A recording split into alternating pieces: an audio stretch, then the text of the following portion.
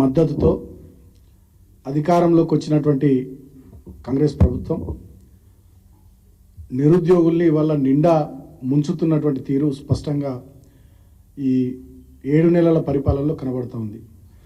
ఆనాడు యూనివర్సిటీల చుట్టూ, అశోక్ నగర్లో, దిల్సుఖ్ నగర్లో కోచింగ్ సెంటర్ల చుట్టూ తిరిగి నిరుద్యోగులను పెద్ద ఎత్తున రెచ్చగొట్టి ఆనాటి మా ప్రభుత్వానికి వ్యతిరేకంగా వాళ్ళతో అనేక రకాల కార్యక్రమాలు చేపించి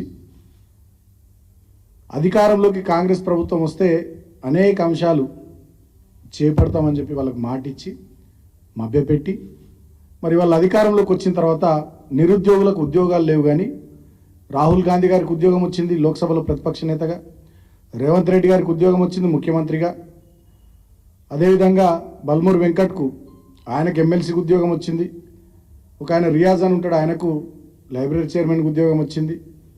ఇంకా రకరకాల వ్యక్తులకు రకరకాల ఉద్యోగాలు ఢిల్లీలో కానీ ఇక్కడ హైదరాబాద్లో కానీ రాష్ట్రంలో కానీ వచ్చినాయి. కానీ నిరుద్యోగులకు సంబంధించి గ్రూప్ 1లో 1:100 చేయండి అంటే దాన్ని పట్టించుకోవడం లేదు. గ్రూప్ 2లో 2000 పైచీలకు పోస్టులు మీరు గతంలో ప్రతిపక్షంలో ఉన్నప్పుడు పెంచుతామని చెప్పినట్టుగా పెంచండి అంటే దాన్ని పట్టించుకోవటం లేదు. గ్రూప్ 3లో 3000కు పైగా ఉద్యోగాలు ఇస్తామని చెప్పి గతంలో చెప్పి మరి దాన్ని నిలబెట్టుకోండి అంటే దాన్ని పట్టించుకోవడం లేదు.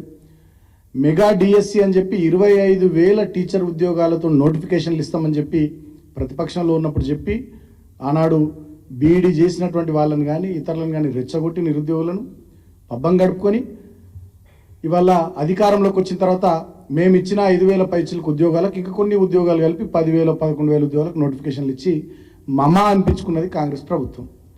అంతేకాకుండా ఖర్గే గారితోని ప్రియాంక గాంధీ గారితో గర్వంగా గొప్పగా చెప్పించి ఆనాడు ఎన్నికల ప్రచార సభల్లో జాబ్ క్యాలెండర్ ఇస్తామని 2 లక్షల ఉద్యోగాలు సంవత్సర కాలంలోనే భర్తీ చేస్తామని చెప్పి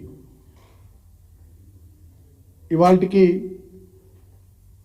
కనీసం నోటిఫికేషన్లు కూడా లేకుండా కనీసం ఉద్యోగాల భర్తీ లేకుండా కాలయాపన చేస్తూ నిరుద్యోగులు నిరాహార దీక్షలు పడుతుంటే నిమ్మకు నీరెత్తినట్టుకుంటున్నది.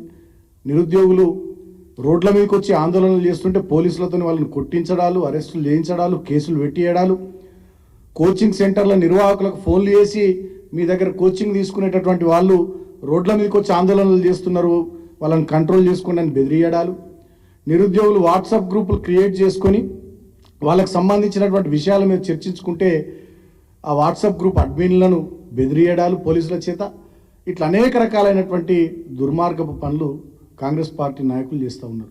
అంటే ఒడ్డెక్కేదాకా ఓడమల్లన్న, ఒడ్డెక్కినాక బోడమల్లన్న అన్నట్టుగా ఇవాళ కాంగ్రెస్ పార్టీ నాయకుల పరిస్థితి తయారైంది.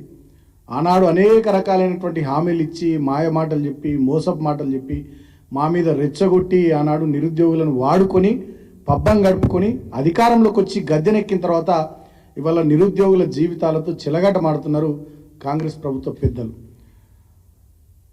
7 నెలలు అవుతుంది, ఇంకొక 5 నెలలు అయితే సంవత్సరం అయిపోతుంది.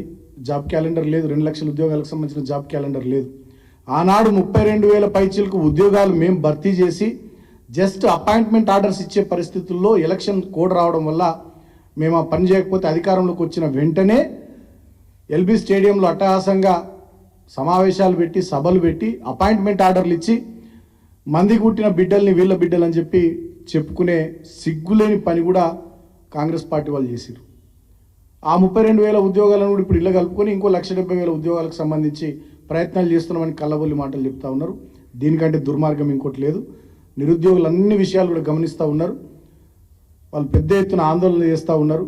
సమాజం మొత్తం తెలంగాణ సమాజం తెలంగాణ జాతి దీనంతా గమనిస్తూ ఉంది.